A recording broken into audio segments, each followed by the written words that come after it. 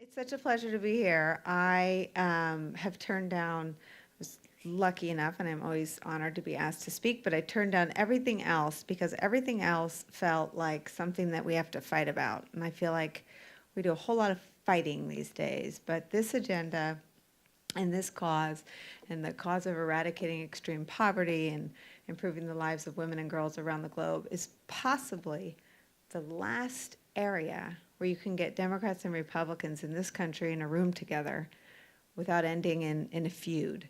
It's sort of the last terrain where there's still vast agreement. And I know for President George W. Bush, who I served as his communications director, this is probably part of his legacy that he's the most proud of.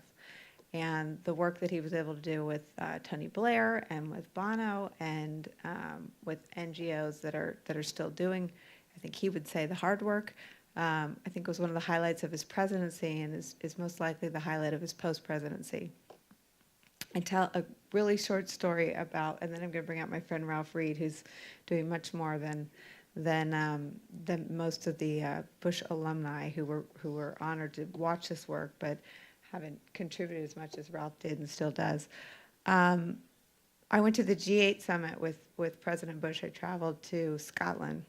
We were not at a golf course, but I traveled to Scotland, and on the second day of the summit, the London subway and bus attacks happened, the terrorist attacks of July, I think it was July 7th, 2005.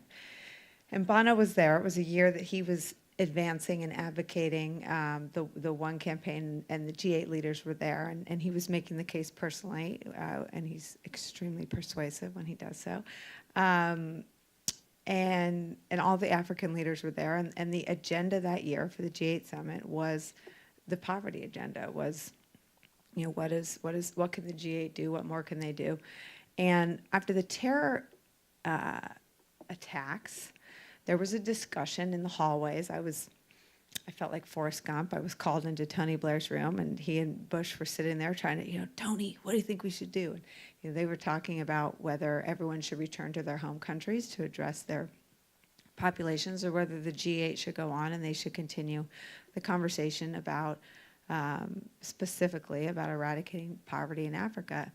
And I remember both men said, we stay here, we work on this issue because this is what makes us different from them.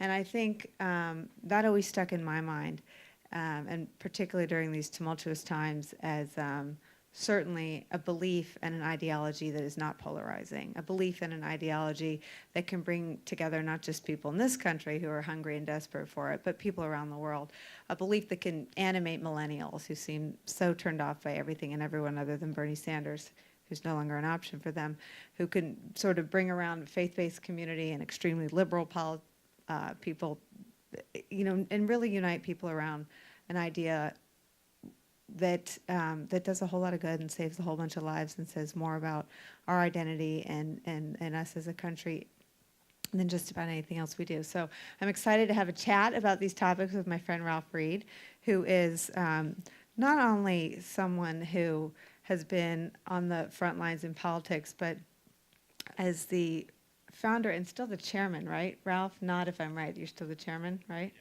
Of the Faith and Freedom Coalition, walks the walk instead of people like me who are professional talkers. So please welcome Ralph Reed, and thanks for being here.